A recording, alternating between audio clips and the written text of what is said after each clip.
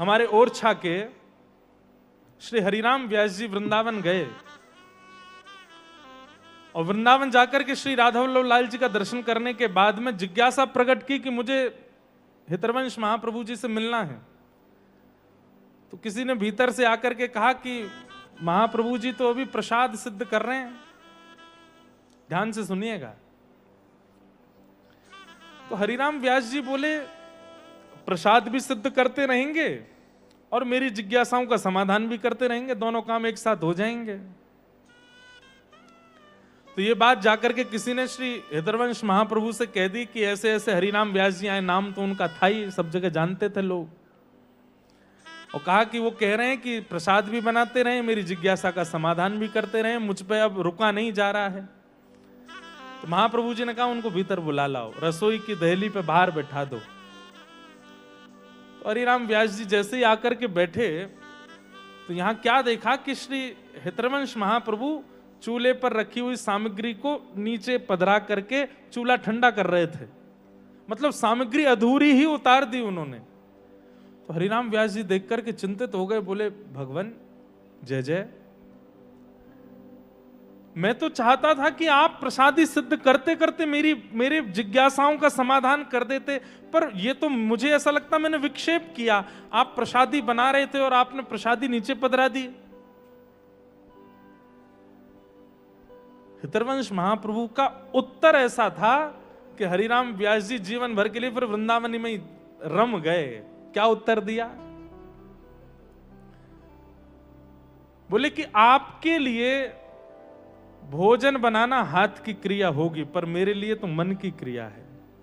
आपकी जिज्ञासा का उत्तर देना भी मन से होगा और भोजन भी मन से बनेगा। अब मन एक है, मैं दो जगह कैसे लगाऊं?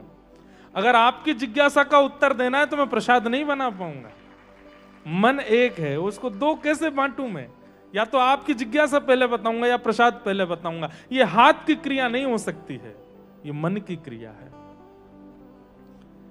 ये उत्तर पाते ही प्रणाम करके हरिराम व्यास जी बोले बस मिल गया उत्तर। बोले नहीं नहीं पूछ लीजिए। बोले नहीं नहीं, जीवन के जितने संशय थे सबका समाधान हो गया एक ही बात से। और उसी समय जाके हरिराम व्यास जी 5 बैलगाड़ी पोथी भर के ले गए थे वृंदावन, सबको जमुना जी में बहा दिया।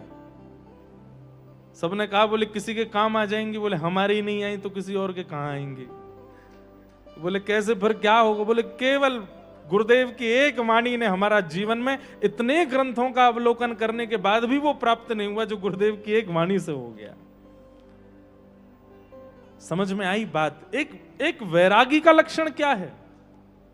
यह मूरत खेलत नैनन में, यही हृदय में ध्यान, मेरे तो गिरधर ही गुणगान।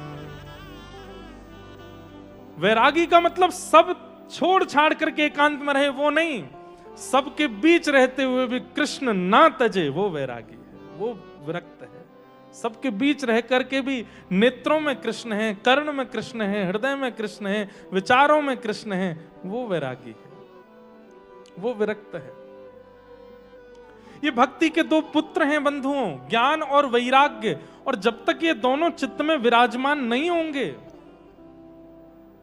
भक्ति प्रसन्न नहीं कर पाएगी, भक्ति आनंदित नहीं कर पाएगी।